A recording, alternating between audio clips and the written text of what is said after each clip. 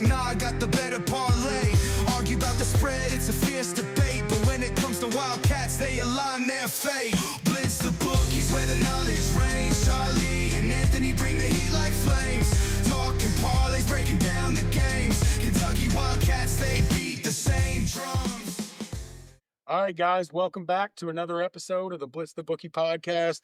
I'm Charlie Winkle, joined as always by Anthony Roberts. It is Monday, April the 14th, and we are 3 weeks away from my favorite week of the year. Kentucky Derby week is approaching fast, and it's time to talk a little bit about some horse racing. So we'll get into that here in just a bit. Also, Rory McIlroy gets the monkey off his back, wins his first Masters, despite choking like 3 times in the final round yesterday, including on 18, where he had about a 4-foot putt to win the Masters, and he missed it. Sends it to a playoff, but he does end up beating Justin Rose to win not only his first Masters, but he completes the career Grand Slam. Only, I think, 6 guys have ever done that. Rory has been kind of known for a bit of choking. It would have been bad if he wouldn't have won that because it was a choke job. But Rory gets it done. Congrats to him, even though it was weird. I was cheering for him to win. And then when he missed the putt on 18 and they went to a playoff, I completely flipped and was cheering for Justin Rose. I swear. Yeah. I don't know why that happened. I'm not a Rory hater. Good for him for pulling it back together. That'd been hard to pull, like with his history, you're telling me? It's in a 4-foot putt to win the Masters? Yes. Dude, I could see myself like falling apart there. I mean, of course, I would dig deep to not let it happen, but wow. So while we're on it, we'll just talk about it for a minute. So I actually had Charlie was watching the last probably 3 or 4 holes. Right. Casey started watching. We were all into it. Charlie was cheering for Rory to choke with 2 holes to go. It sounds like Rex. He wanted Rory to choke, and I'm sitting there going, why do you want him to choke? I don't know. I just want to see a playoff. You want to see him cry? And I was sitting there telling my wife, Rory looks so composed. He does not look nervous at all. I'm jinxed him. He was too composed. Sometimes you can be too composed. His wife must have given him a Xanax or something. 4-foot putt, Anthony. Looked like a gimme on TV. I mean, was that it? If he hit it, it would have been over. It was over. Like the match. He was up 1 stroke. Okay. And he had a putt to win it. And he missed it and then had to go to a playoff. Dude, I probably would have shit myself. I'm sure he was shitting himself. Because when I flipped because I thought he looked super nervous after that. And then it takes them like a few minutes to get, like, I guess, to pick the hole they're going to go to. They put him right back on 18. So it's like, I don't know. Do they do that by random? I don't know. I would imagine it's random. I'm not sure. But they put him right back on 18 after Rory had just choked. Well, but he did a good job on that hole to get that close. Oh, right. Yeah, he did. When they went to the playoff, both of them had perfect drives.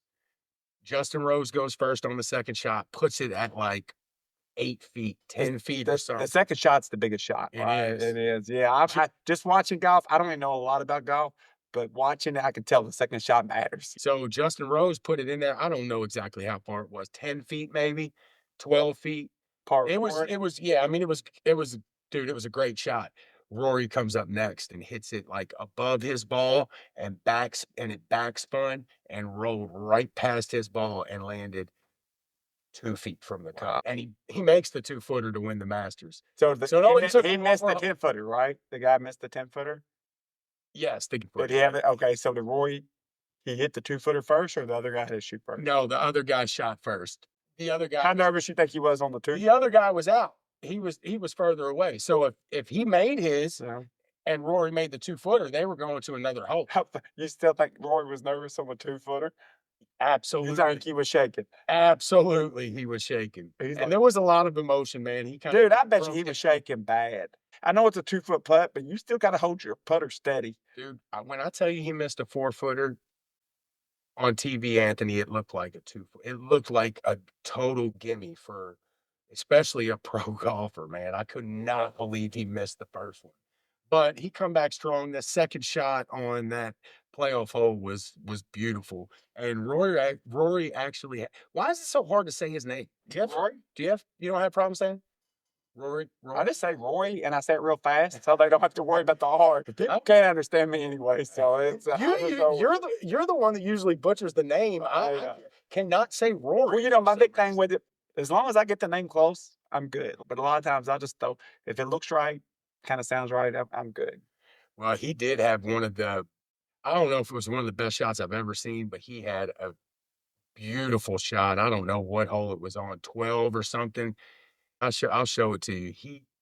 He hooked this thing so damn far around these trees. It was beautiful. Put it right on the pin too. I mean, a couple feet away. Talking It about was beautiful. talking about the best shot ever, I didn't see him make the cut, so I'm assuming because I looked for him, happy he didn't make the cut.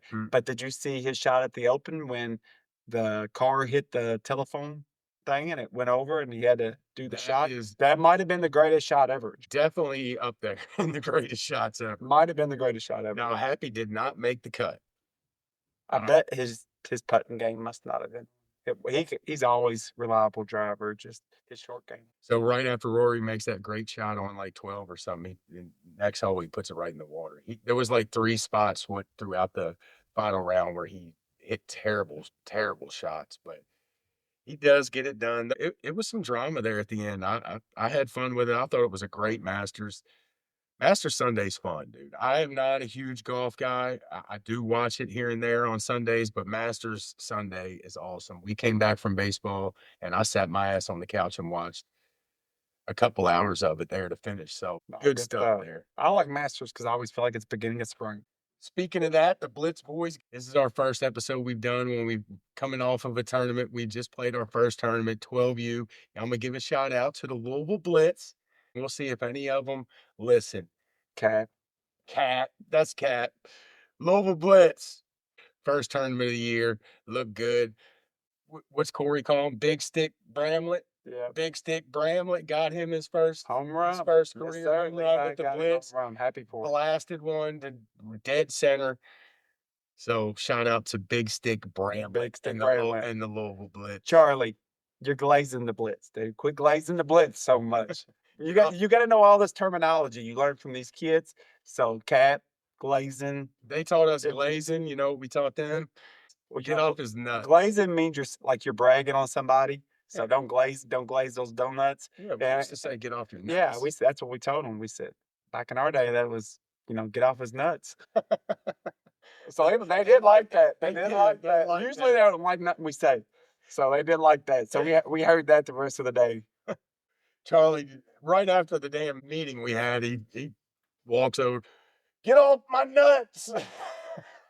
But all right, Anthony, where you want to go with this, man? Man, we got a few spots. Well, look, we're gonna talk horse racing for a little bit, and we want to talk Nico. Yeah, we can start Nico. We can start on a little Kentucky basketball either way. Let's talk Nico. That's the big news around college football. So you've been under a rock and you ain't been listening. We had the first publicly, I'm sure it ain't the first one, but the first publicly hit the road from a high profile player. So supposedly Tennessee got Nico from out west a year or two ago. They paid him like $2 or $3 million, which was kind of unheard of at the time. So I think he was going to make like another $2 or $3 million this year, and maybe even make a little more. He had a good year last year, but it wasn't like a phenomenal year. It was a good year. You've seen growth. He was a high prospect coming out of high school. So you say, okay, but he wasn't like man, this guy's going to be the Heisman this year. Maybe he could, but he was right there. He was good, but he didn't show that much promise quite yet. He's got the tools on. Well, this year, instead of his 2 to 3, he wanted $4 million in cash and a $4.3 million Bugatti Chiron. I didn't even know they made $4.3 million cars. I thought like most you could get a car for it, like $1.5 million, like a Bugatti or Lamborghini. I did not know they made 4.3. What is a college student going to do with the 4.3? There's no way he could get insurance, right? Maybe get liability, but you could not get full. You're going to give a 20-year-old kid full coverage insurance on a $4 million car? That's an absolute ludicrous ask by that kid. It is. That is absolutely ridiculous. Well, and they say he tried to hold him to fire, saying, well, he wasn't going to play in the playoff if they made it. Well, anyways, Tennessee finally said, and look, I don't think Tennessee did nothing special. Tennessee, I think, would have paid him if they thought the number was right. But I think they thought it's too high of a number for what he is. He wanted to get paid top quarterback money, actually a little bit more than top quarterback money. He's not a top quarterback. He's that next level, but he's not. In Tennessee said go on. So, and it was right before spring practice, so he was going to hold out. He didn't show up. He didn't show up. So, look, guys. Now, you did hear it when all this started, right? Nico was out shopping himself before their playoff game. Yeah, that's what they say to Oregon. And he didn't show up to a practice that week, too. There was a practice that he did not show up to the week leading up to their playoff game against Ohio State. Look, I don't like it. I hope nobody signs Nico. Not because of Nico, but because there's got to be something done. I'm not saying that it's wrong to shop yourself in the environment that's there. He's got an agent. The agent's the one doing it. Now, I will say they said he was lazy because with the NIL deals, you got to do like signings and stuff. They said he was always a no-show. That's bullshit. Dude, you're making that kind of money. Show up to work. That's your job now. I made a deal with somebody. You should be grateful. Dude, so grateful. I get it if you're a 10-year, 15-year vet in the NBA, you get tired of signing autographs that far into your career. You're a college kid. You should be grateful that anybody wants your autograph, that kids look up to you like that. Charlie, so I like Nico. I think Nico has a lot of talent. But I'll say this. He's not a for sure NFL player. I think he's kind of on that path. Wide receiver. He might not make money in the NFL. He should be so grateful he's making this kind of money. I think this is going to hurt his NFL money. It might, yeah. But he's probably looking at, he's going to try to retire out of college. He's trying to retire out of college. Because he knows he's not going to be an NFL quarterback. I don't have no problem with him shopping himself, but show up to your stuff and be classy about the way you're shopping yourself.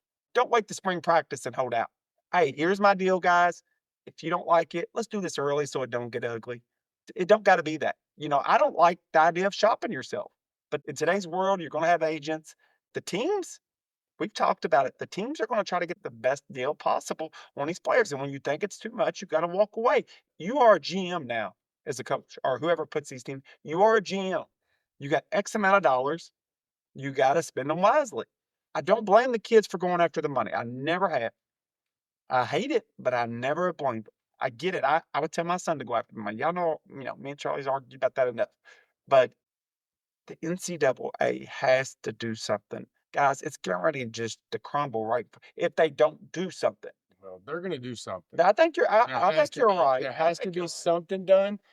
But can they? I think they're absolutely going to push this. This is going to go through Congress. They're going to try to figure something out. They're going to do something. But legally, they got to have a good argument because now we're saying that these kids can make money. You can't just say somebody can't make money just because you want to say it. You can put regulations on. You can, but you gotta have good reason because somebody's going to fight that in court. There needs to be a 2-year contract. That's the first thing. Well, we talked. I sent you that screenshot. I thought that was Sean Salisbury. He just talked about it. They're going to have that. They need buyouts. They need performance. Yeah, 2-year contracts, buyouts. Because right now they're getting NFL kind of money and all this, but they can just here today, gone tomorrow. I mean, there's no obligation. They said he wouldn't sign up for that. That's part of your NIL. Well, you're getting some money took him back for that. But they're holding these teams to the fire because they know these teams don't have a quarterback. They're using that as leverage. I guarantee you they're using that. That's why he waited to spring to do it, dude. Wow. And I can get the agent wanting to do that. It's probably smarter on his agent's half.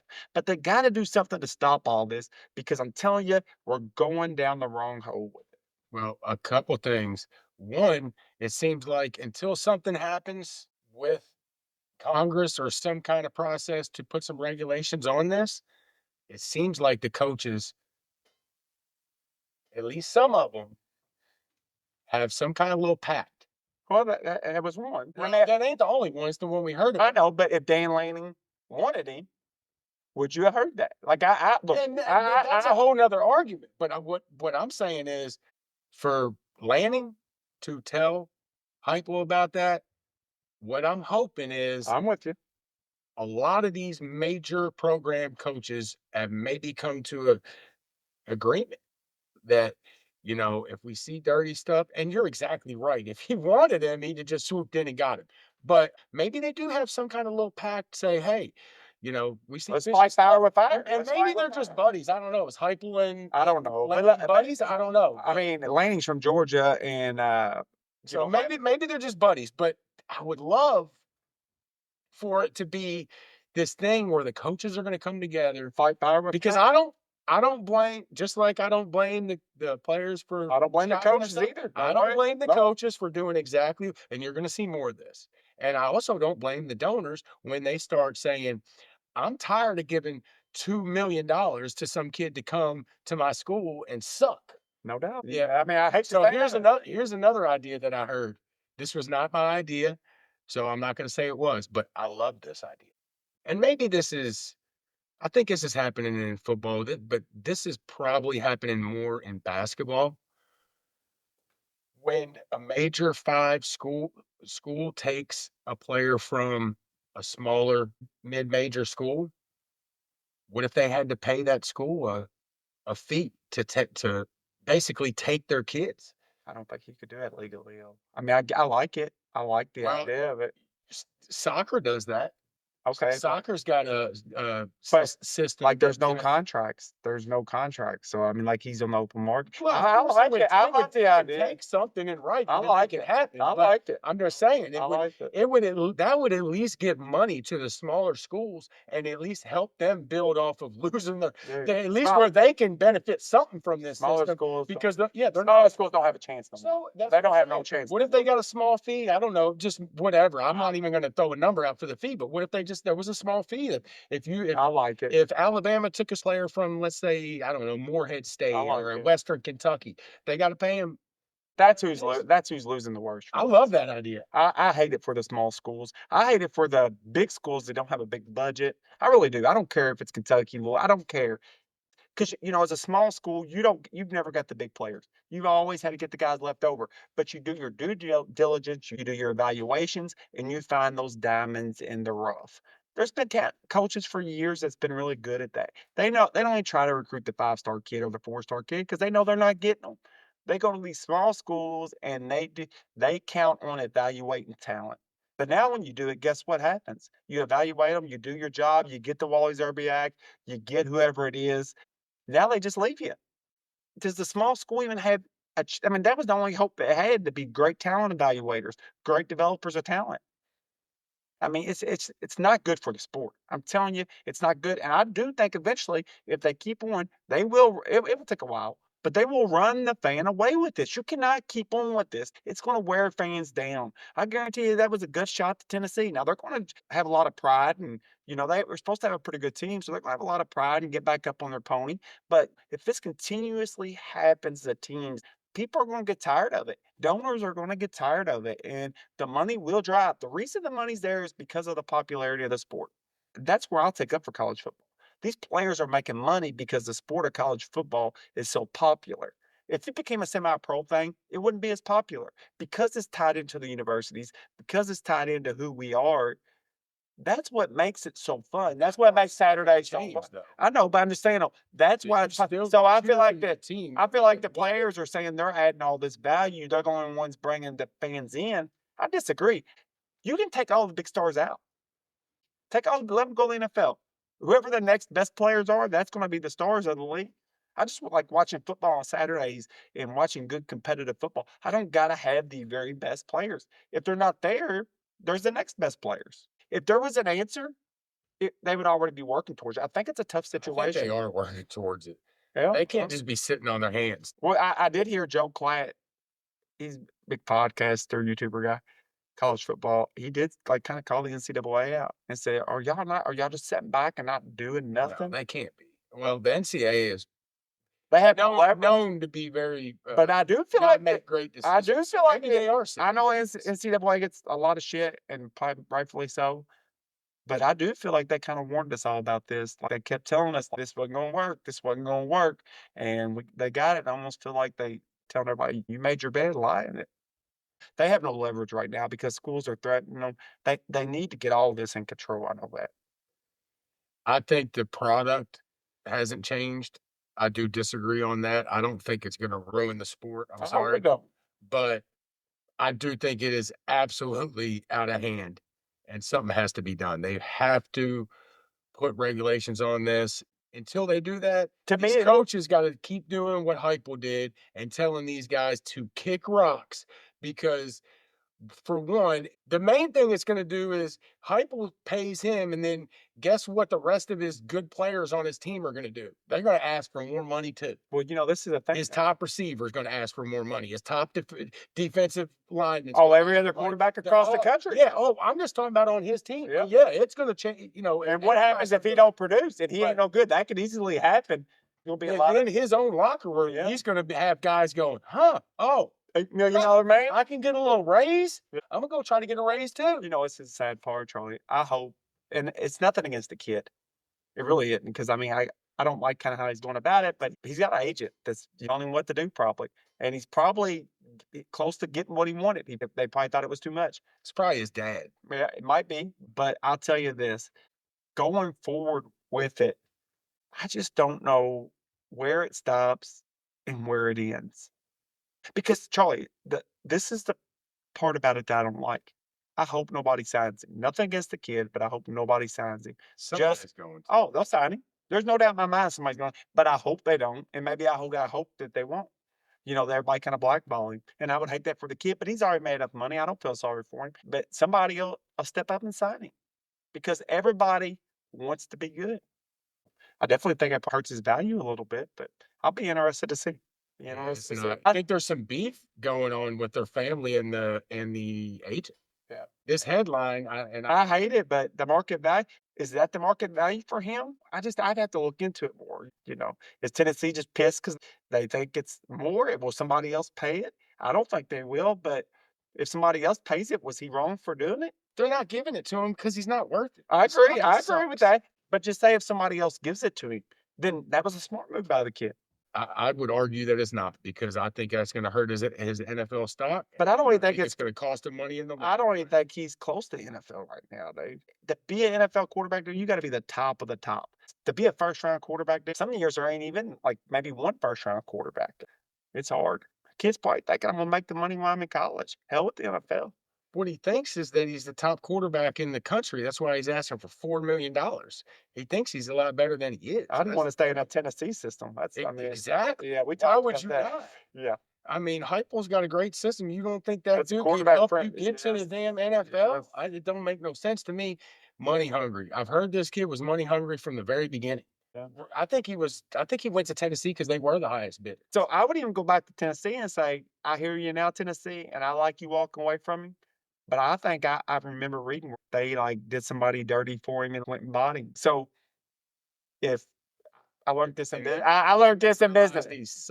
I learned this in business. If somebody comes to you for a cheap price, some customer, they're going to leave you because of a cheap price. If somebody comes to you because of money, don't get mad when they leave you because of money. This headline says Nico's agent backstabbed family, triggering disastrous fallout with Tennessee. That's from the Sporting News. I heard somebody say, whenever you sell yourself, at that point, the players, they're not yours. They're rented. These kids are taking bad information from people, is what it is. Maybe. Charlie, they're telling them. Everybody's telling them, go get as much money as you can. And it's not going to work out for every single player. No, it's just not. But why not? It might work for the top ones, but some of these guys that are middle of the road and they're trying to get more money and shit, I think it end up costing them, dude. I just do. The top guys, yeah. Go. In basketball, I feel like it's a little different. Perfect case. In basketball, I feel like they know who's going to be the first round. We had talked about it, dude. When you come out of high school, you're a top 10 player. As long as you don't screw up that first year, they'll still draft job potential. The NFL's tough. I've seen so many high-rated players coming out of high school not pan out, and so many low-rated there's so many more though. Yeah. Imagine how many more football players than there are. Yeah, and I think it's harder to rate them because we talked about it. There's not the AAU scene and stuff, so you're trying to rate kids that play in 7A against kids that play in 1 or 2A. It's a tough job. That's the news on the Nico stuff. It's all over the news. If you haven't been watching, I hope nobody signs him too, Anthony. I do too. And Somebody sign will, against the kid. but- Oh, they will. And he'll lie about it, probably saying he made more than what he did. But I hope that nobody signs him. He made enough money last year. I don't feel bad. Somebody's gonna sign. Oh, There's no doubt. they'll sign him. I hope he ends up at a. And he could just hold out and go to the NFL, but he's not at that NFL stage yet. He's not there yet. I hope the biggest offer he gets is like 1.8 million from like a Western Kentucky or something, and that's where he ends up playing. Oh, And making less money than he was making at Tennessee. Kentucky might buy How him. funny would that be? Maryland might buy him. Maryland, Notre Dame. Dan Lanning might have been doing it just to get a better deal. Dude, what if Lanning turns around and gets it? That was a boss move. That would be. That's a Dude. boss move. He That brings down his would- value. He rubs his name through the dirt. He wants some drama, dude. Yeah. That would be drama right there. Heupel might fight his ass. But I'm going to guess. Let me guess. Heupel would whoop Dan Lanning. Ohio State's got some good young quarterbacks, but I think Nico was probably a little bit more pride. Like they got some high-ranked guys, but they're happy with. But it's not as big as names they've had. Ohio State. Who's Notre Dame got coming back this year? Your boy's gone, isn't he? This year. Who's that? Notre Dame. What, the quarterback? Yeah, Leonard? yeah, he's gone. Pretty sure he is. Does Georgia? That's who buys him. That's who buys him. But I don't know if Georgia can afford him because Georgia. I mean, they let Carson Beck walk. Georgia has money, but they don't have like Notre Dame or Ohio State money. Do they buy him? Nobody's jumping on him right off the bat because this news. Does he go to Georgia to dropped piss today. Tennessee? Does he go to Georgia to piss Tennessee off? I'd hope, but Kirby is Dan Lanning. They're buddies. So Kirby ain't gonna take him. I don't think. Kirby needs quarterback. He got that one boy, Gunner. He got Gunner. He got Gunner. He got to get up there with DJ Lagway, man. Does Oklahoma take him? There's no telling who takes him, but I don't think there's anybody jumping right at the bid at the price he's asking because I feel like it wouldn't have took long for him to That's too decide. much. If That's somebody too wanted, much. if somebody was saying, "Oh, well, I'll pay him $4 million," they'd have probably already snatched him up. Does the team that take him take a PR hit? Probably, I think they do. probably. They're fans. That's why I say I think it's going to end up, unless he just turns out to be a superstar. I think it's going to hurt his NFL stock in the long run if there is any NFL stock. I'm not even saying there is. He ain't there yet, but he could be eventually. He's just got to develop more. He's just really had one year of true playing time. He's a in college. dumbass, man. This kid's a dumbass. He's either a dumbass or he's just just listening to people that are Not unless he probably in the long run trying to grab money out of his pocket. not unless Let's he's be honest. not unless he's getting ends up getting $6-7 million. You know that agent. You know what he wants. Percentage. Yeah, he wants as much as he can get. He's probably telling Nico, "Hey, they're hating on you, dog." And then all his family members that are saying, yeah, they're trying to do is get some money in the long run. The dad probably wanted to be the agent. He probably wouldn't let him be the agent. I think it's a mess, but I love what Tennessee. I hate everything about Tennessee, but I love this move from Heupel. I just think it's because they couldn't afford him, or that like it was too much for their budget. I think they it's would have paid because him. he's not good enough. I agree with that. I agree. I- Like for that amount of If he money, was good enough, if he was going to be a Heisman candidate, $8 million. they'd have paid $4 $8 million. I just think they think $8 million. $4 plus the $4.5 million car. But they might not have a Bugatti. Dude's out of his fucking mind. What are you gonna do with the $4 million car, Charlie? You are not getting full coverage on that car, dude. With that 20-year-old kid. No way. No way. Like, okay, you're a 20-year-old kid. I'm gonna give you full coverage on that. Nah, no, thank you. No way. Liability, buddy. All right. Well, let's jump from college football over to a little bit of college basketball. Just a little bit of Kentucky news on the transfer side. Actually, a little bit of news we had one ship out, I think, since our last show. Yeah, it was- Caden Lewis, we were talking about him. I was excited. Yeah, we were talking about him. We liked him, and he's a Caden Lewis, decommitted. I was hearing Michigan State. I heard I'm hearing Villanova too. I heard Duke early on, but I think you heard Michigan State after I heard Duke. So that might have And I heard Villanova today, so I'm not sure where he's leaning. But Caden Lewis is gone. We could sit here and debate on. There's a couple theories out there, yeah, and I think they're all legit theories. And the one you told me about that the boy from Pitt committed to us, that He's upper a class. junior. He's a junior. No, I think that's believable. I think if that kid would have been a senior, I don't think it would have been as bad. But with that kid being a junior, possibly being there, most likely being there for 2 years, maybe Caden Lewis thought he wasn't going to get as much playing time. His dad, went to prison because of COVID fraud just here recently, 300 something. And they say his dad he always was glazing. Duke. But then he was a big reason Caden came to Kentucky. He was a fan of it. But then he got the COVID fraud. He probably had some big deal work with Kentucky.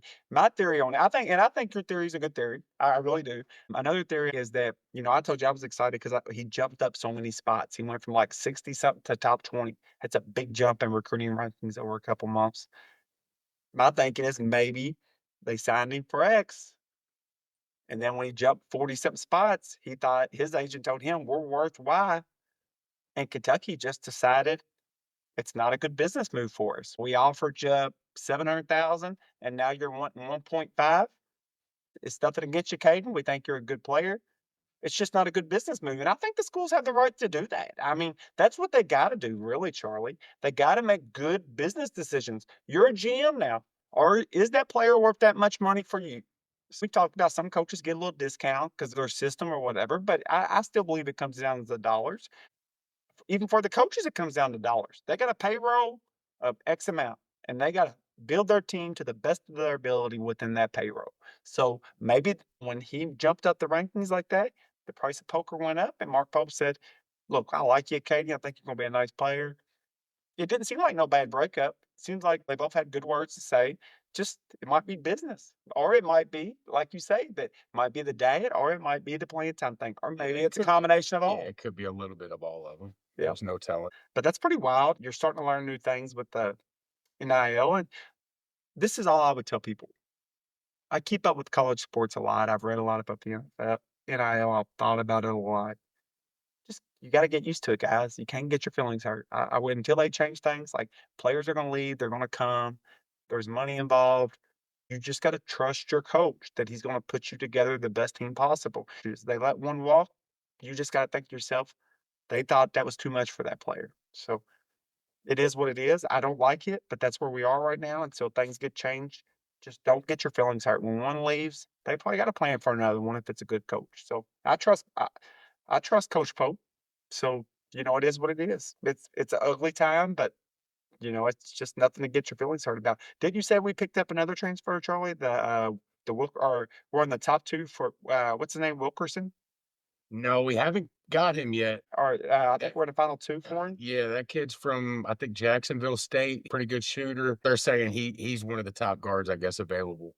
And yeah, he was in Lexington this week, right after being in Bloomington, Indiana. They take him to Keeneland. If you don't know about Keeneland is probably, if not but it is one of the most beautiful horse tracks in the country. Do you agree with that? Yeah, I think there's a couple other, but yeah, I think it's just the scenery around it. It's horse country, a lot of rolling hills, a lot of greenery. It's very classic. It's very traditional. It's just got a different vibe to it. It's kind of nice to go there, get dressed up, and experience that. Thousands of Kentucky fans in there. A lot of pretty women. A lot of pretty women. Yeah, and almost everybody is pretty much Kentucky fans. So he was there with Mark Pope, walking around. Heard he got a lot of attention. Sure. Put him in the winner's circle. Bloomington or Lexington? I think it comes down to money, but we've argued about that. We ain't argued about it. But I do think that if Mark did that, he looks like the kind of guy Mark wants to spend money on. He saved some money with the Katie and Lewis. I'm sure this guy's a little bit more expensive, a little bit more proven. But I think that he wouldn't have took him to, he's pulling all out the stunts. He's pulling out the checkbook. He's pulling out Keeneland. He's doing it all. So yeah, and so I think he had 3 or 4 schools listed. He cut it down to Indiana and Kentucky. So, and he says he's making a decision this week. So we'll hear about that soon. Does it become behind the closed doors a bidding war at that point? I hope that don't go on, but it probably does. I don't know how it plays out. I don't know if they just give him an offer and then are they going back and saying, are they countering it? Kentucky just offered me this, and but what, if you were coming to Lexington and saying Indiana just offered me Charlie, this? If you're an agent, why wouldn't you? Well, that's your job, right? Is that how the NFL does it? Sure it is. I don't know. I just we're not going to get back in. No way. We've had that I argument. 100% think the money has a lot to do with it. But, if the money's close, I think Kentucky or Indiana. Kentucky. Man, Yeah, I agree with that. I do agree with that. I agree with that. But we also picked up a big Croatian last week. My best friend in college was a Croatian. Well, let's try to say his name here. I'll let you first since you're pretty good at names. No, come on. No, come on. I call my buddy Slavko. It is. Let's say it. Say it. Come on. Andrea J. Jelavica. I don't know. Andreja? I say Andreja. Is it Andreja? Does a J ever sound like it's Andrea? Maybe it's just Andrea. I like that. Yeah. The J silent. This is probably AJ. Andrea AJ. Yellow. I bet you that J's. I bet you both of them. Both of them J's are silent. AJ. Andrea Yelovit. His initials are AJ. Yeah, AJ. Yep. Yelly. I don't know what we're gonna call him, but they say he's one of the top international guys. That's cool. Apparently, he is like 20 or 21-year-old freshman. Yeah. He actually Kentucky played against this kid like 3 years ago in the Bahamas. Yeah. And they say he's really good. I think he's going to play the 4. Brandon Garrison come back too. We had a little scare with Brandon Garrison. Did we talk about that last week? Where were we at last week with Brandon Garrison? We thought he was just coming back. He took his name out there. We probably re-signed him. They worked out a deal. He might have tested the market. The market wasn't so hot, or we paid the ticket. Nothing was ever said, but there was some stuff he did, and everybody said that's a sign he's on the market. He took Kentucky stuff off of his social media stuff. And I heard some people saying it made sense when I read it. That's probably just part of his negotiate. Just negotiation. Yeah, they brought him back though. I like it because I think the kid's going. I've talked about it on here. I think his ceiling is as high, if not higher, than anybody's on the team. And I'm glad we got him back. He was a big get when we got him last year. I don't know if I think he's going to be big, man. He was a big get. Just take him a little time. I see a lot of potential. Soft hands. You need to work on the hands. Everything else is strong. Our roster's looking good. I agree.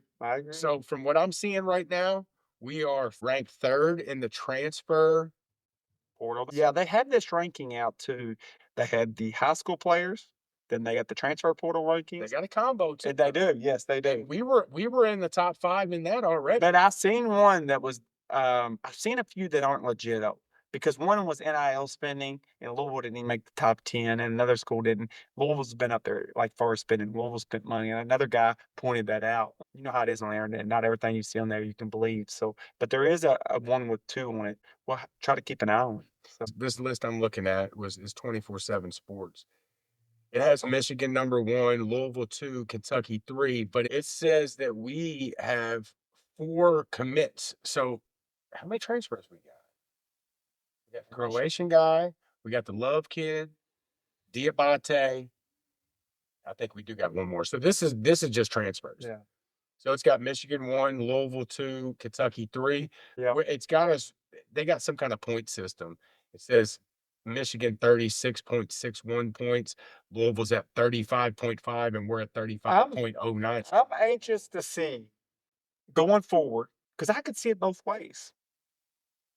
What's going to be more valuable? Is it going to be the high school players or is it going to be the transfers? Now, I think the transfers have been.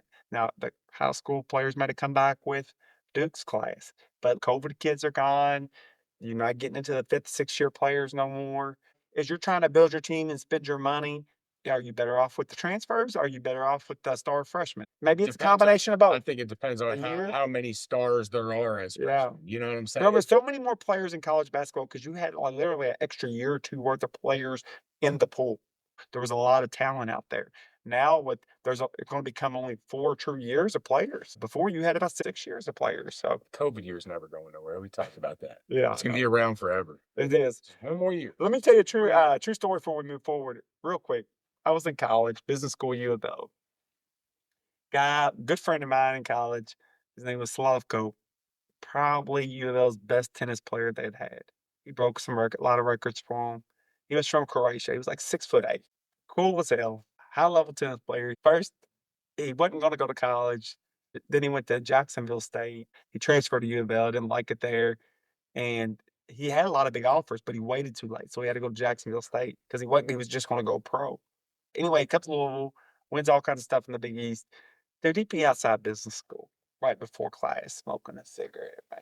I'm like, stop playing. You like a high level athlete, dude. He said, man, this makes me play better. I think Jokic smokes cigarettes and shit. Does he really? I don't know that. I don't know that. He probably looks like he does. I love Croatian people, dude. Bosnian people. Vlade Divac used to Dude. smoke, didn't he? Yeah, he did. It's like they seem like they're cool as hell. This is gonna make me play better, dude. What are you I mean, I mean, I think they had a game that night. And he was out there smoking a cigarette. I'm like, dude, this don't hurt me. I'm good. He had a big serve. He was like 6'8". Good guy. Good guy. So yeah, I like Kentucky's roster. Hopefully we land this Wilkerson kid and I think we'll be about done. So we'll keep track of that as we move forward. Anthony, NBA did end. Yeah, I'm locked into the NBA. Are you? Pretty much you could call me an insider, Charlie. I mean, that's how much I'm locked in. You think I'm bad on college basketball? I literally watch NBA every night and then I wake up. Nice. Well, then you can guide us through. Then I wake up. Listen, I don't like the brand of basketball it is right now. NBA struggling with numbers. Everybody hears that, but Playoffs will be good though. it will. I agree. Playoffs will be I good. agree. Even though they got these little play-in games, which I think are bogus. Shea got MVP locked up. Shea's had a big year. Yes. Man, I did not think he was going Good for him because he, look, It was Jokic close. is a It was beast, close. Yeah. but he had a hell of a year last year too, and he could have He could have got it. I think earned Joker it. probably should have got it, but man, he could have had it almost any other year. They both had monster years. I feel like was given it to Jokic because they were winning championships. Did he averaged triple double this year? Didn't he? He's good. Did he average triple double this year? I'm not sure. Yeah. I think y'all. Because I think they asked him about it, and he said, "Well, I don't know. I've not done that before." I know. Like he don't even care. I know he won the championship. They said, "You gonna stay around summer?" I got to get back to my horses. Yeah, He rides the trotters. dude, he does not care about. He's broke some records this year with some huge games. Like the one game, I think he had like 60 something points and a triple double. I could be off on that, but he has broke a couple records this year. And when like the reporters ask him about it, he's like, "Oh yeah, I didn't even know." That country's Oh, pay attention. That country's always been good at sports. So they got tall athletes. To give everybody a little geography history lesson, a little bit. When we were kids, it was one country. It was Yugoslavia, and they had a civil war, and they broke it up. And they broke it up into Bosnia, Serbia, and Croatia. And Croatia got the good end of the deal. So the Yugoslavia had a coastline on the Mediterranean. That's their beautiful ocean beach. I feel like Croatia got like 90% of it. But if you remember during the Dream Team, or what I forget what it was. Maybe it was the Dream Team too, but it was like Peja and somebody else. One of them was from Serbia. Just got done fighting the Civil War, and the coaches wanted them to kind of be like a team and like, hey man, can we let this go? And the guys wouldn't. They wouldn't let it go. They said, you don't understand, coach. These people killed my family. Coach, I love you, but you don't understand what a Civil War is. I will never forgive that guy. And so, I remember that, and as an adult now, we've never seen that like that. So it's easy to say just forgive somebody, but when you just got done fighting a civil war, you're not ready to forgive at that point. History with Anthony. That's right. New segment. That's right. History with Anthony. I don't know how they got 90% of the coastline of Croatia, but the big tennis player, he's a Croatian. What's his name? Real good one. Probably one of the best, right? Or he was for a while. I think. Jokic. I mean, Yeah, Jokic. yeah. No, not Jokic. Djokovic. Yeah, Djokovic. Yeah, he's good. He was, but they've had throughout the NBA. I feel like they probably have been the biggest present in the NBA. I know Germany's had a lot, but the Croatians go back that whole country go back to like Vladi and Peja and all those guys. There's a guy coming up right now. He was drafted number 13, but they thought he was going to be maybe the number one pick this year, but he had a torn ACL during the draft. And his name's like Djokovic or something, but he was drafted 13th. He ain't played yet because he had a torn ACL. But so next year will be his first year. But they were talking about him being the number one pick before he tore his ACL. What about Drazen Petrovic? I remember him.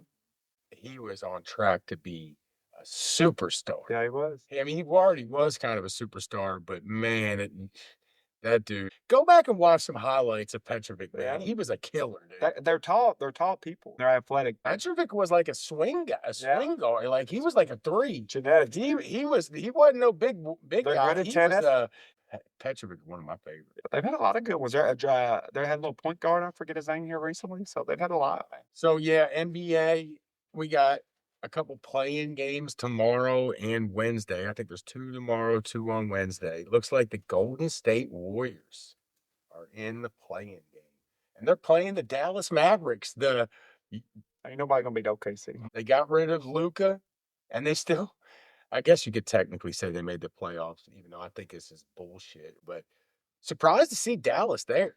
Look, if They're they going to have to battle Golden State to get in. You know what I would love to see? Of course, I'm an Anthony Davis guy. I would love to see Anthony Davis stay healthy for them, and because I don't think it's a horrible trade if he can stay healthy. Is it Luca? No, but dude, Anthony Davis has so much potential, just can't stay healthy. He's good when he's healthy. He's really good. Lakers got the 3 seed. They're rolling with Luka.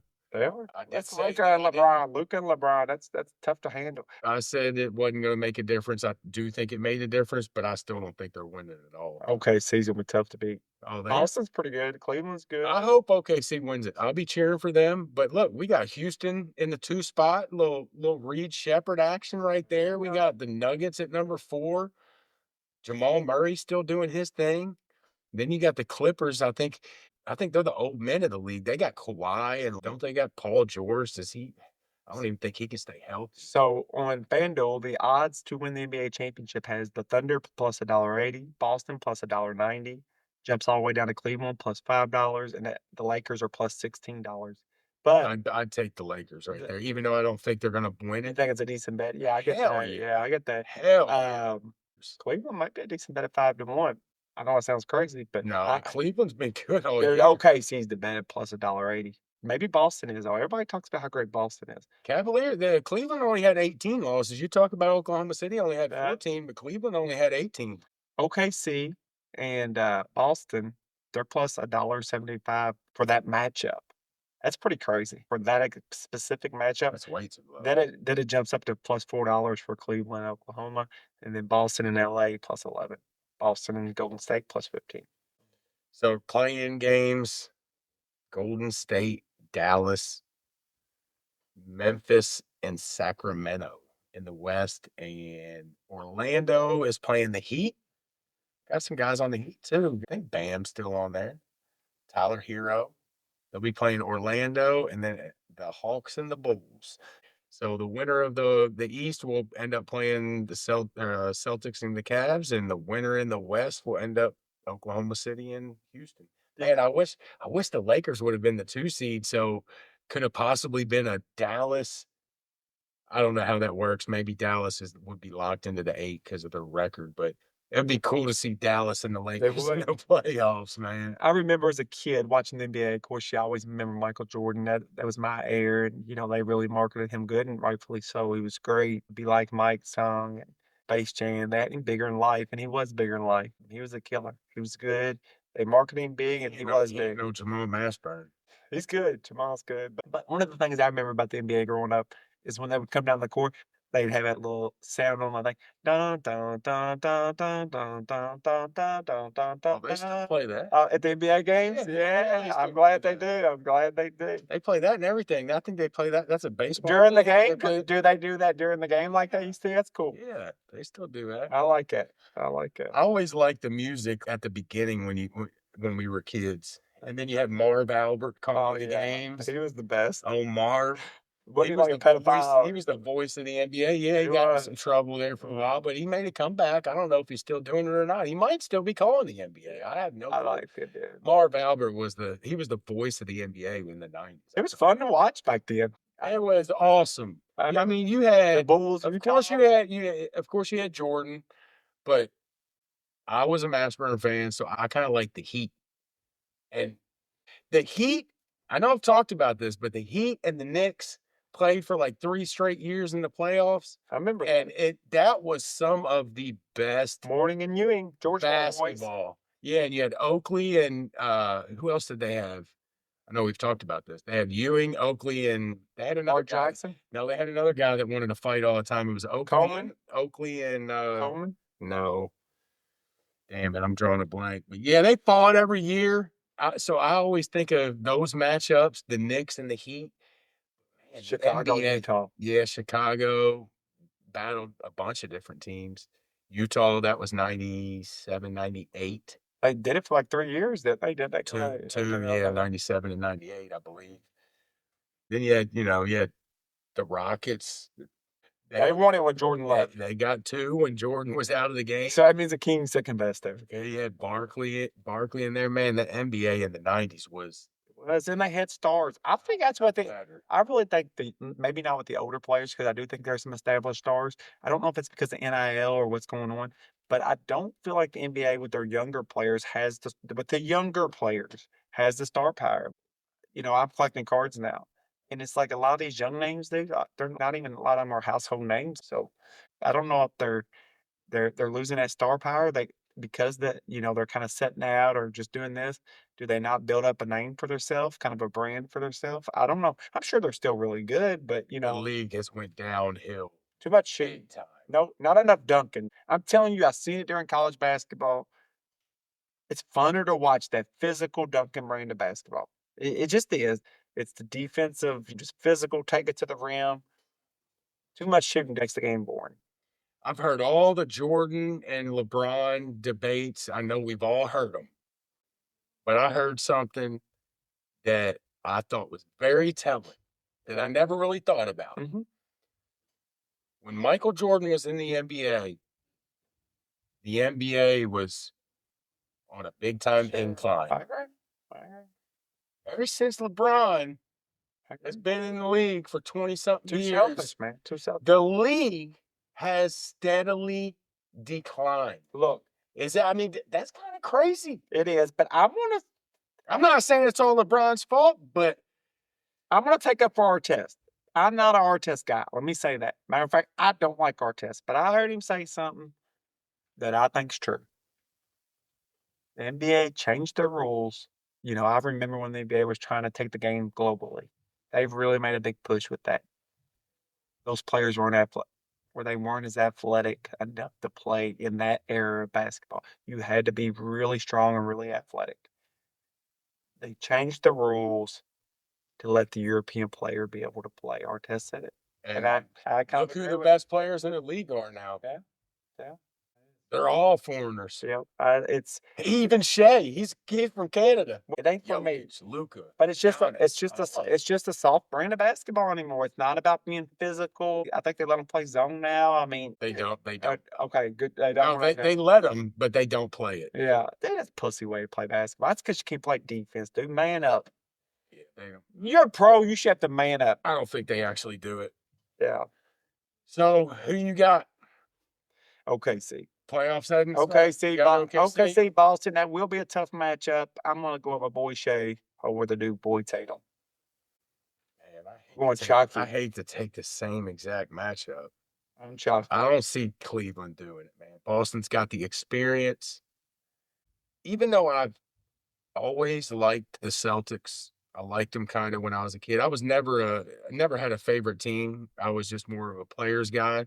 But I've always liked the Celtics. Cheered for them big time when KG and Ray Allen, Paul Pierce won that year. I was a huge Celtics fan. For some reason, this Celtics team, I don't dislike them, but it just doesn't excite me. I've never been a Knicks fan, but I'm probably gonna be cheering for the Knicks in the playoffs. I don't even know why. I think it's a little something different. But I told Anthony, I think the Knicks are like the Cowboys of the NBA. They want it so bad. They used to be good. They used to be relevant, and they just cannot get it done. But I'm looking right here. They're the 3 seed. 10 games back of the 2 seed, though. Big gap between 1 and 2 and the rest of them. Are you talking about the Knicks? Is Patrick King the greatest college basketball player of all time? Probably not, but he's one of them. No, but he was good, dude. He was really good in college basketball. But greatest college basketball player. Dude, it might be Ewing, dude. It might be Ewing. It's probably Lou Alcindor, Kareem Abdul-Jabbar, dude. He's probably the that don't count. I agree. It's before my time. That don't count. But he did win a lot. As much as I hate to say it, it's probably Christian Laettner. I see the Laettner argument. Boy, Tyler Hansborough, stats-wise. He was good, but he wasn't as good as those boys. And he was good. And he was... Stats-wise, boy, he put up... Yeah, but he wasn't as unstoppable as those guys. No, he wasn't. He was a nice player, though. There's been a lot of them, but I hate to say it, but if we're just talking college basketball player, I'm going Ewing. Not what I'm they gonna go did in the Ewing. NBA. I'm gonna go Ewing. I'd have to think about it a little. Me too. But I would too. Christian Laettner he's the one that really comes to mind. Yeah, I think it's a good argument. I might be overstating Ewing, but I just remember him being really good. He come out of, he came out. He was the #1 pick and a big thing. It lived up to his billing in New York. So I'm gonna go Oklahoma City, and I'm gonna change it up in the East. I don't want to take the same matchup as you. I do. If I had to bet on it, I probably would bet on Boston because I don't have much faith in the Knicks or really anybody below those top two. I would make The a East is weak. I'll be honest with you, I'd make a backup bet with Cleveland, OKC, with Cleveland. I do think Cleveland's pretty good. They are good. Yeah, they are. I just don't want. I'm not picking on Cleveland. Give me the Knicks. They got Brunson. You got Brunson. They got Karl Anthony Towns. Right. They got rid of Randall. Seemed like that. Traded Randall and got Karl Anthony. Oh, Anthony Towns is good. Like him or not, dude's good. But Randall was good too. So. What about the Timberwolves? They were in the finals last year. They're the 6th seed this year in the West. Looks like Karl Anthony Towns laughing all the way to the bank. I mean, proof's in the pudding. Yeah, I'm gonna just take a shot in the dark and go Oklahoma City and the Knicks. The Knicks. I know that's stupid. That's so stupid because it's not gonna happen. It's definitely not gonna happen. Charlie, I don't hate that. And actually, if I had to go out on another limb, I'd probably say my second one, just trying to be different. I'd probably say the Celtics and the Lakers. I like it. It'd be cool. That's what the NBA needs. So I like what they need. The Celtics and the Lakers. I mean, could you imagine LeBron and Luka? Yeah. As much as I told you. Can't stand LeBron. I do respect LeBron, and I do respect the fact that we're watching something, one of the greatest players of all time. But I can't stand the flopping. And there's some things I like about what he does. Whiny ass. I'm with you. And there's some things I like about him. I like a lot about it. He's like 40 years old and still playing at a super high level. He's not just playing and getting like 14 a game. He still fucking dominates sometimes. First time I watched him, it was on that ESPN. Probably a lot of us older people watched it. First time we all seen him. And he just had a group of high school kids with him, just local high school team, and they played Oak Hill. And they had like 7 Division I recruits, a lot of big names going to big schools. I said there was no way. You don't have a chance, man. It's playing a whole team of Division I recruits, just him by himself with the local high school. He beat them. And I told everybody right then he was going to be the best player that ever lived. I don't think he made it. I put him damn fucking close though. He did. Wherever you want to put him on the list, I put him 3. Fucking if you're some people put him 1. The younger people do. And listen, my only thing is you got to be able to create your own shot late in the game, and you got to want the ball. And he's definitely a very physical, gifted player. But being able to create your shot late with a good jump shot, that's why I put Jordan and Kobe ahead of him. They had that killer instinct. For a good part of LeBron's career, he didn't want the ball late. But I'm not taking that away from him. He's great. But the one thing I will give the guy credit for that some people knock him for, people always say, "Oh, Bronny don't belong in the league." I do the same thing for my kid. Most people would. I'll use my leverage to get my kid a spot. I don't care nothing about that. Wouldn't you do that for your boy, Ocho? Most people would. Yeah, but then people act like that. But people act like they, it's just a horrible thing because they're not in that position. That's right. If you wouldn't get your boy a job somewhere, yeah. If you could, who gives a shit about the little criticism? Who cares? That's right, it's your kid. Yeah, but he needs to stop whining so fucking much and support the league when the league's hurt. How about build up your league? Yeah, that's paying you all that money. Jordan made the NBA into what it is. Well, the guys, the guys in the 1950s. Magic had a lot to do with that too. But the guys in the 1970s and 50s built it up so they could make that money. And then the guys then built it up so the reason they're making the money they are today, the reason they got the union, the reason they got all that is because of the guys before you. So set it up for the guys after you. When you see your league struggling, numbers-wise, and you're resting. Dude, LeBron came in 2002. Jordan was still in the league, I think, playing for the Wizards. I'm pretty sure he was. The league was great at that point. And I'm not saying single-handedly, but the league has went to shit in over the 20-something years that he's been in it. It's all the shooting. It's all the soft basketball, dude. I'm telling you. Well, it's also about your main star not doing whatever it is that he can do in his power. And I'm not saying he's a magic maker, but come on. You did something over the years to prevent what has happened with the When the NBA. NBA's done so Viewership much for is- you. Viewership is Yeah. down. The product sucks. Let's not beat around the bush. The NBA, especially the regular season, is garbage. I'm telling you, there's no physical elements of the game no more. It's very little. That's what we're missing. That's I all got friends that over the last 15, 20 years to 30 years have been big time NBA fans and not so much college basketball fans. Those same people are telling me that the NBA, the product sucks. It's too much. I just think it's too much shooting. People don't want to see threes all day. They want to see some dunks. They want to see you attack the rim. Challenge me at the rim. I don't want to see all this pussy flopping shit. Dude, they're good at flopping. It ain't just they flop, they're good at it. They practice it. If you get caught flopping, once it's a technical, twice you're out of the game. Why not? Like, because that's essentially trying to cheat. Why not? If you want to fix it, fix it. I can't stand the flop, and that's the main They reason. That's the practice it. They're main good thing at it. that I don't like about LeBron. All right, that's enough NBA. Yep, We made our picks. I got 2 different picks for the finals, and Anthony's going chalk. So Yep. we'll see what happens with that. Anthony, let's do this Derby stuff, man. Let's get into the little bit of Derby action. We are done with the Derby preps, and I think pretty close to knowing the 20, right? I mean, Yeah, so let's basically know. I'm gonna go over the favorites. I'll make just a quick rundown of some horses.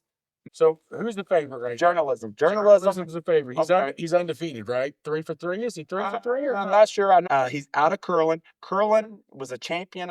He's always had these great females. He's had a lot of great babies, but they've always been these female superstars. He's not produced a lot of great males as a stud. He's been a great stud. But this year, he's got 2 in the Derby. One of them's the Derby favorite. Journalism, the king of California right now. He's won everything out in California. Journalism is 3-1.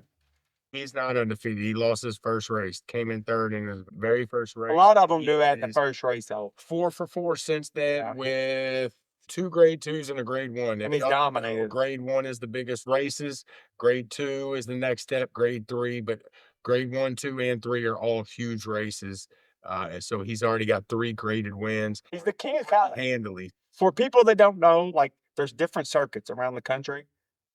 That's why I can tell somebody that don't know a lot about horse racing. He's the champion of California. There might be another horse or 2 from California come in, but he's the one that's won their big prep races out there. He's the champion of California.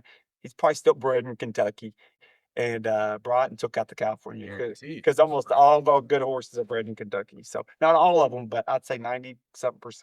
So he's your top choice. And then you get into the next group. Real quick before you jump off of that, I don't think this is a great class, and I hope I'm wrong, but I feel like this is a down year for the 3-year-olds. But I do think this horse, he might be, if there's a stud out there, this might be it. If there's a star, I do think that Journalism might be it. But man, I do not like favorites in the Derby. I hear you. I don't either. Well, I was on Citizen Bull. He took a loss, so he is not the favorite anymore. But I think I'm kind of off Citizen Bull. But I just don't like favorites. I know you don't either. I don't. I don't like him in a regular race. I surely don't like him in a 20-horse race. My theory's always been this. I feel very strongly about that. You got 20 horses in the race. They go around one time. They get stuck out wide. They get bobbled up. They get checked. That means they get hit and they kind of get off stride. So, first thing, I love the Derby. My favorite race in the world. Second thing, there should not be 20 horses on the race. There should be 30. Yeah, 30, I guess. There should probably be no more than like 13 horses on a race. But on the Derby, they put 20 of them across there, son, and they go around one time, and they're all trying to get inside position going into the first turn. And sometimes it can get crowded. And it's not like a NASCAR race where they go around a bunch. So I'm looking for longer odds. But that's our favorite. I mean, he's the clear-cut favorite. He's 3-1, and the next horses, and there's another group of like 8 to 10-1, and 15-1. There's like 5 or 6 of them. You got Sandman at 8-1. He's your Arkansas Derby winner. He's a dead closer. I'm fading Sandman. Yeah, dead closer. If you like your horses to go from the last to the front, that's the only way he likes to run too. I've never liked closers, but we know we had a deep, deep closer last year that I fell in love with, Sierra Leone. But I'm not a big fan of the deep closers in the Derby either. Mm-hmm. But I'd rather have a deep closer than a front runner that wants to get out on the lead early. If I had to choose between a deep closer and one of them that wants to push the lead right out of the gate, I'd rather have the closer. But I really don't want either one of them. I need a pace. I need a stalker. No doubt. You got Sovereignty. He was the runner-up in the Florida Derby. I actually think he went off a shorter price there. He's 8-1. You got Rodriguez at 10-1. He was actually out in California he was out there with journalism, and they shipped him to New York. I don't know if it was to get away from journalism, but he ended up going to the New York Big Prep and won it. Now that means nothing. That means nothing. Don't say, well, that's why he ran from him. Some horses just run better, and some horses, they're just like kids. You got early developers and you got late developers. You got some horses that aren't even in the Derby picture that might end up being the best horse in the year. Just like with puberty, they all go through their growth spurts at different times. And you get some horses that are developed. Some horses are like undeveloped and maybe not done, but some horses are bred to be good super, super early, even as a 2-year-old before the Derby. And then some horses don't get better to, more time passes. And a lot of it's with their genetics and their breeding. So to me, I'm always looking for that late developing horse, the horse that's maybe starting to develop now, but he's got second or third in some of the prep. So that's it. This is going to be one that I look a lot deeper into, Anthony. I kind of like this horse. Yeah. Yeah, I like The Sovereignty. Yeah, I like. Who's he out of? He is out of Into Mischief. One of the best tires in the country. Yep. Yep. Looks like from Bernardini. Yep. That's a big Bernardini fan. So AP Indy. Yeah. Comes from AP Yeah. Indy. Bernardini came out of the AP Indy family. Yeah. AP Indy and Empire Maker. And dude, this horse got some good breeding. Yeah. Well, on the bottom, he can run all day on the bottom. On the top end of Mischiefs, you're gonna have speed. That's good. That's good as breeding as you get. Trained by Mott. I like Mott. Yeah, and he takes his time with his horses. He don't rush his horses. He takes his time. Owned by Go Dolphin. Yeah. When I see that name, they spend money. Yep. When I see Go Dolphin, that's the Sheiks. I'm double and triple checking horses. That horse. Put it this way: they come to Lexington every year. I have a friend that runs security details, a detective down there. He runs security. They tip them very good. I heard stories they land there. There's 2 airports in Lexington. One of them's like 10 miles close to the $1 billion farm that they brought. And they got to pay like $100,000 fine to land at that airport instead of the other airport because it's like 10 miles closer. They paid the $100,000 fine, Charlie. I believe it. That ain't shit to them guys. No, they just turned the pump a little bit. They turned the knob on the oil pump out there. They're literally the princes of Dubai. There's like 2 brothers, but they do say they're good horsemen. Like they go to the sales themselves. They don't just send people there with money. And they go to the sales. They rub the horses like they're horsemen. They want to be involved with it. And they say they've always treated people in Lexington good. They don't just come in and throw their money around. Actually, Baffert had got caught screwing them over early on, like on a sale, try to bid a horse up in an auction, and they got their own in-house breeders now, but at first they were using Baffert. But that was a story I heard when I was in equine school, U of L, from a lawyer that was there. I'm sure Lexington treats them good too. Well, a lot of people don't know this. There's a huge luxury tax when they buy those horses, 20% or something like that. When they buy those horses at the sale, and some of them are $4 or $5 million, they pay like a 20% luxury tax. Tell you something else about Sovereignty. Yep. Sounds like a Derby winner. I got you. You like that angle. Sounds like it. I'm not picking my horse. I used to like that angle. But some horses just sound like a Derby winner, man. And they all sound like it after they do it, though. Because I used to have that angle too. But Country House. Yeah, or Mind That Bird. That's stupid. Country House might be the dumbest horse name ever. But anyhow, you got Rodriguez 10-1, Tappan Street. He just won the Florida Derby 10-1. That's who Sovereignty came second to. Yeah. I'm gonna have to rewatch that. Yeah, Burnham Square. He actually that horse looks good. He won the Holy Bull. He got third in the Fountain of Youth, but then they brought him up to Keeneland for the Bluegrass, which is one of the major preps. He closed from dead last and nosed out one of my horses, East Avenue. Burnham Square. He's actually a gelding. For those of you who don't know, they got his nuts clipped. They probably hate that right now because he's turning out to be really good and his breeding would probably be worth a lot. But they clipped the dude's nuts. Probably made him a better runner. But I always feel bad for them when they clip their nuts, But sometimes they need it to calm them down because they're just so full of energy. So they geld them and they just make them better race horses. But with a horse being that good, you hate yourself because there's so much money in breeding. Burnham Square looks good too. No, he does. You got It's a terrible name. It's got to mean something. I'm sure maybe it's a place or something. Japan's been sending one over every year, and they're getting closer and closer with the quality of horses they're bringing. This year they had a 15-1. He's out of American Pharoah, which is an American sire. Everybody knows that name. It's a Luxor Cafe. He's 2 for 2 in Japan. I never know how to take those races, but I do know the Japanese are doing good on the international stage. So they seem to be very good horsemen. They actually got started in horse racing when we did not want Sunday Silence. He was an American champion, but he didn't have the breeding some of the American breeders wanted. So the Japanese bought him. They were trying to get into horse racing. So like half the horses that are in Japan are related to Sunday Silence, one of our champions. So it's cool. But they put a lot of energy and money into horse racing over the last 30 years, and they've done a good job with it. And they're up and coming country in horse racing. So Citizen's Bull, one of Charlie's older horses, 20-1. 20-1. You got East Avenue, which is one of my top picks. He got nosed out by Burnham Square. He was 20-1. He actually won the Breeders' Futurity and was the favorite in the Breeders' Cup. Juvenile was the champion for 2-year-olds. He broke dead last. He stumbled out of the gate. Who we on now? East Avenue. Oh, East yeah. Avenue. And his breeding is top of the line, man. It's out of Medaglia Odoro on the top, the sire side on the bottom side, the Gold Zapper. So he's bred as good as any of them. It's Brendan Walsh. He's Godolphin as well. East Avenue, and he got nosed out by Burnham Square. Final Gambit's 30-1. It's one of mine. That's a Brad Cox horse. He closed to win the Jeff Ruby Stakes. I think he's out to the Tappet flank. Oh, no, not this time, which is a really good sire. On the bottom half, it's Tappet, which is distance forever. I kind of like Final Gambit a little bit, 30-1. But right now, probably my top horse is 20-1. Grande. He's out of Curlin. He's the other Curlin. The favorite's out of Curlin, too. But this is the other Curlin. It reminds me of the Visible Ink and Point Given were both out of Thunder Gulch. But this is the other horse out of Curlin. He's owned by Mike Rapoli, which owned Uncle Mo and Fierceness last year. He's a big owner. Trained by Todd Fletcher, a big trainer.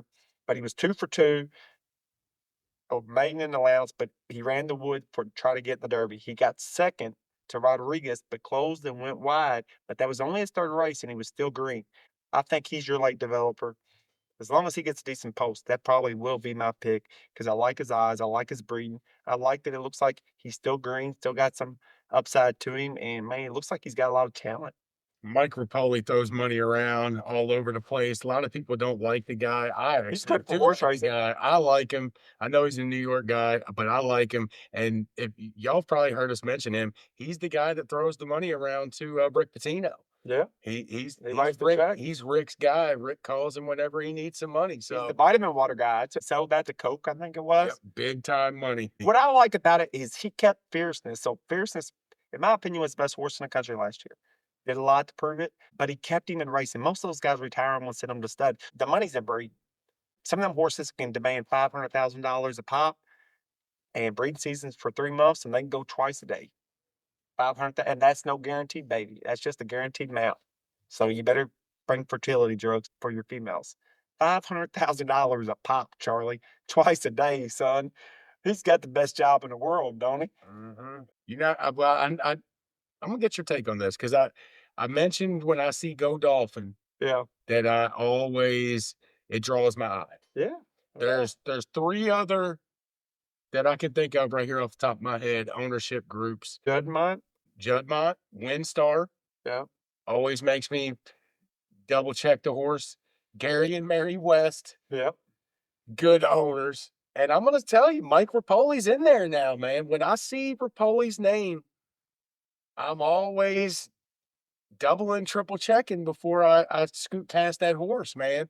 I feel like he's kind of got in that little group for me. I got you. So Is there anybody else I'm missing? I mean, there's some others, but for me, there's 2, and there's everybody else. I'm not saying they're the best owners. I'm just saying they got the most money and they spend the most money. They're the biggest operations. So Godolphin is really a new operation. It's the Sheiks. They had all that old money. At first, they tried to buy Kentucky Derby winners, train them in Dubai. Dude, they put so much money into horse racing over the last 30 years. They didn't have nothing. They had no breeding, no nothing. They start buying horses, just throwing big money at horses, buying at auction. They start getting their own sires. They got Godolphin USA, Godolphin Australia. So to me, they're number 2. To me, Juddmonte's number 1. From stuff I've read, they're the biggest spenders, biggest players in the game. They're Irish is who they are. But they got Juddmonte USA. They got a big operation here in Kentucky. They're the ones I think that owns Flightline. I think they took him over there. That's maybe where Flightline is. They might be breeding him on both ways, but I think, or was that him they took over there? I forget. Juddmonte, they're the Irish. They're the biggest spenders in the game, man. I think they're the ones that brought American Pharoah. They spend the money when they want something. They didn't buy him when he raced. They brought him for his breeding. Juddmonte, that's I say them, Godolphin. But yeah, I like Rapoli. I like Rapolia. There's some things that on some personal levels I don't like him for. I'm not going to get into, but I like that he kept his horse and he's challenged other people to keep their horses in. He said, "Let's have match races, not match race. Let's go meet each other on the track. Let's quit retiring." What happens in horse racing a lot of times after they win a few breeder like Triple Crown races, they retire 'em because there's so much money in breeding. Like they're just it. You think about it. And a broken leg is not just a broken leg and a horse. A broken leg is a broken horse. Breeding deals can be A huge. dead horse. Yeah, I mean, Sad to say, but horse breaks its leg, and it's most of the time it's over. inflation. Chance to Yeah, take. it It's a is. big chance to take, but I agree. I hate it. I hate it, but before COVID, before inflation, it was rumored that American Apparel, Juddmonte paid $2 or $3 million for his breeding rights, and they think they're going to make money off that. We're starting to see some of the American Pharaohs the last He hasn't. couple years. He hasn't been the hottest. Like he's been a good, solid, but man, they paid a lot for him. I can't wait to see flight lines. Let me tell you who has been good, and he was an extra Crown winner. Justify's been a good side. Yeah, Justifies showing. Sometimes it's not always the best horse. Secretariat was never a great side. There's a horse that was a 2-year-old champion, and he was on his way to Derby to be one of the favorites. But he's one of the hottest sires in the country right now. A lot of people don't know the name because he never ran the Derby. He got hurt and they retired him. Not this time. He's got 1 or 2. I think he had 1 or 2 last year. I think Mage might have been a not this time. Fierceness might have been a not this time. All right, so the Derby winner is not in the Derby, Anthony. Who's that? Cornucopia. We both agree with that. The Derby winner is not even running in the Derby. I think the horse is a superstar. Cornucopian. Shout out to Travis O'Nan. He's been talking about this horse too. Horse is a beast. We think he is. I think he is too. I'm almost positive this horse is slated to run in the Pat Day Mile on Derby Day. You'll probably have to bet about $500 to $900 to get back $100. Just drink a beer and watch the race. Don't even bet it. I think he rolls in the Pat Day Mile, and you come back in the Preakness, right? Yeah, well, they paid big money for him. Oh, they will. That's what they're shooting for. He's going to roll in the Pat Day Mile, and then he's going to come back in the Preakness. He's going to beat the dog shit out of whoever wins the Derby. And that's my early prediction. I know, right man. there. This is Badford's first year back for the Derby, and I know he wanted that horse for the Derby. So the story with him is kind of a late developer, not really late, but late in 3-year-old terms. He won his maiden in February. First race he ran was in February. He romped. They paid a lot for him. He's out of Into Mischief. He's out of Distorted Humor on the bottom half. His breeding is awesome. He ran the Arkansas Derby. He was the favorite, just second raced out. That tells you a lot. He went out there and ran crazy fast fractions. Crazy. I think it was like 45. For y'all don't know, it's too fast on the front end. I love John Velasquez, but they had to give him that message that there was another horse that pushed him, but they had to tell him, hey, you got to have the lead. Dude, he did it, and he still, he didn't finish in 4th. But usually when you run that fast early, you're at the back of the pack, barely trotting home. He only lost by 4 or 5 lengths when he went that fast early. That's impressive, especially for second out. I think the horse has a lot of talent. First big race for that horse. I think Johnny V. So he had to have that strap. They were wrong, dude. Maybe Badford told him, I want him on the lead no matter what. That happens sometimes. But that was a mile and an eighth. Yeah, but it was just the other horse went out with him. The other horse that went out with him actually was like a top 3 or 4 pick in that race in a big prep for the Derby. And that horse ended up freaking win at the end, barely making it across the wire. He only lost by 4 or 5 lengths. That's not a lot considering he went 45. The track announcer acted like he was going backwards at the top of the stretch. He kind of geared in and fought there and only lost by 4 lengths. I mean, for those that don't know, when you go that fast early, you're supposed to fall on your face. They were about 7 or 8 lengths in front of the rest of the field? It was way too far. So I'm sure Baffert and Johnny V will make an adjustment. They're pulling back from 1 1/8 to a mile in the dude. He's gonna romp in that. Even though I did look at the Pat Day Mile and it looks to be pretty competitive, but I think this horse rolls, I think comes back in the Preakness and wins the Preakness. I would say I don't Badford wouldn't run him in the Pat Day Mile, but this is Badford's first time back to Kentucky. You know, he got suspended by the Derby, and I do think he runs him on Derby Day. He's going to want to bring his best foot forward because he was suspended. He had a thing with CDI, and I definitely think he brings him in the Pat Day Mile just to show everybody I got one too. You'll see him soon. Looks like See him in Maryland. the Pat Day Mile right now is looking like Owen Almighty, which was He was a Derby Trail, yeah, he was. contender. Gaming. He's a good one. That's Badford's horse. He was one of the Derby favorites at one point. That's another Badford horse. You got a Dwayne horse there, Innovator. He was a That Derby horse horse. is out of Authentic. Pat Day Mile's loaded. Sorcerer's Silver, which is a good magic horse. I'm not sure how good that horse is. It looks like he's coming off of allowance, so he's probably stepping way up. But then you got California Burrito was in the Jeff Ruby Stakes, didn't do great. But then you got Cornucopian. It is a strong. I bet you Cornucopian's still 7-5. We're not the only ones to think about him. He's pretty hot on horse racing topics. Oh, I'm not saying we're the only ones on him. Clever Again looks like a Asmussen horse out of American Pharoah was actually first in that Hot Springs race, which Gaming came in second. Gaming might be a hot horse though, because he had a bad race and he was supposed to be a big thing. So I like Asmussen too, man. He's one of my favorites. His son's riding pretty good. You know, Gaming, he won his maiden by a lot, won the Del Mar Futurity, grade 1 by a lot, beat Citizen Bull in that race, come back second in the Breeders' Cup Juvenile to Citizen Bull, and Citizen Bull kind of had everything his way in that race. Takes his layoff. This is where you got kind of off pace here. In the Los Alamitos Futurity, which is a grade 2, it's a Derby prep. He got third to Journalism, and then the Southwest, he got 8th at Oakland. But they didn't come back in a Hot Springs Stakes and got second. So maybe he's running back in form. He was supposed to be a big thing, though. They're pointing him towards the Preakness. I'm sitting there looking at his schedule. It's Pat Day Mile and the Preakness. That's what Cornucopian says, too. So remember that name, Cornucopian. Yeah. Let's keep an eye on Gaming, too. But I'm with you. I do like Pat Day Mile setting up to be pretty good. It is very strong. Owen Almighty's legit, too. I think the distance just got too far for him. I don't think that horse was ever. Sometimes you get these people that try to stretch their horses out because they want to get that mile and a quarter for a Derby because it's everybody's bucket list. But sometimes they got to come back to the distance what they're bred for. He's always ran good when he's ran at a mile or somewhere around there. They try to stretch him out in the bluegrass, and he got 6. So he won the Tampa Bay Derby. Got second in the Sammy Davis, which is a big prep. He got second at the Iroquois last year, and he won the Ellis Park Juvenile. So he's got a good resume. He's just out of Speightstown, and those horses are usually milers. WNBA draft is going on right now. Have you been keeping up with it? We've had enough tonight. Paige Becker's #1. Come on, dude. Yeah, you don't keep up with it? I couldn't even tell you the names of the teams. Come on, dude.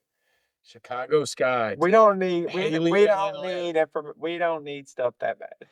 The WNBA draft going on live. We should have been like the live correspondent. We should have cut him off. Last call. He's sneaking bourbon. I mean, I'm saying it. Draw my attention right there. Gotcha. Ailey Van Lith. None of them girls like your type, son. Yeah, you're right about that. No, I won't see that because they're sure there's some, but there's some. Cut that. Hey, I did. Yeah, let's just cut it. That's probably a good idea. Oh, shit. All right. I think that's about it, guys. It is also Easter week. Have a good Easter. Anthony, have a good Easter. I know your son is getting baptized on Saturday night. That's awesome. Congrats to Rex. Proud of him for that. I need all 3 of my kids and my wife to get baptized. So we're in the process of getting that done too. So proud of Rex for that. Thank you, Charlie. This day, not to get religious, but this day 25 years ago on Monday was the day I think Jesus rode into Jerusalem And, everybody cheered for him because he was the 25 years ago. 2025 years okay. ago. Everybody cheered for him because they were saying he was the king. Well, of course, the kings of the time didn't like that. And that's when it got bad from there. But on Monday of this week was the day that he rode in, and everybody cheered for him as king. And that's when the bad news started for him. Of course, he dies on Friday, and he re-rolls on Sunday. Right. Rises on Sunday. So have a good Easter, Anthony. Everybody else, Blitz the Bookie listeners, have a good Easter. Don't forget, we've got our first interview coming up. I think we're doing it the Sunday before Derby, if everything holds tight on our schedules here. But guys, Derby's coming. We got 2 more weeks. Anthony, you got anything else? That's it, guys. I appreciate listening as always. Get ready for springtime, guys. Good time of the year. We get back outside, get to enjoy things a little bit. I know we won't watch as much sports during this time, but there's always a little something going on. We'll have fun on the show, so just tune in. And Baseball's still going on, but it's too early to talk all that. I got my O's gear on right now. I know the Dodgers have lost like 2 or 3 straight to the Cubs. They got beat like 16-0 the other day. So, all right, guys, catch you next week. Blitz the Bookie. see ya.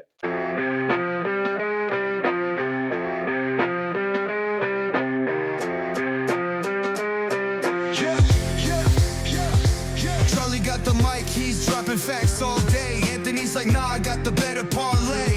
Argue about the spread, it's a fierce debate. But when it comes to Wildcats, they align their fate. Blitz the bookies where the knowledge reigns. Charlie and Anthony bring the heat like flames. Talking parlays, breaking down the games. Kentucky Wildcats, they beat the same drums.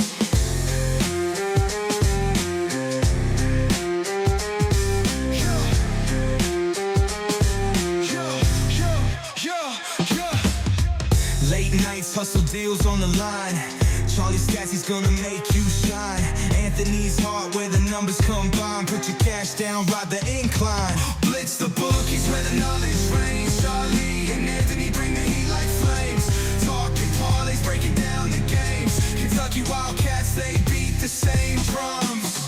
From the tip off to the final play, they grind. Mics on fire, bets on their minds. Arguing odds till the last rewind. Blue and white, it's a bond you'll find. The bookies where the knowledge reigns. Charlie and Anthony bring the heat like flames. Talking parlays, breaking down the games. Kentucky Wildcats, they beat the same drums.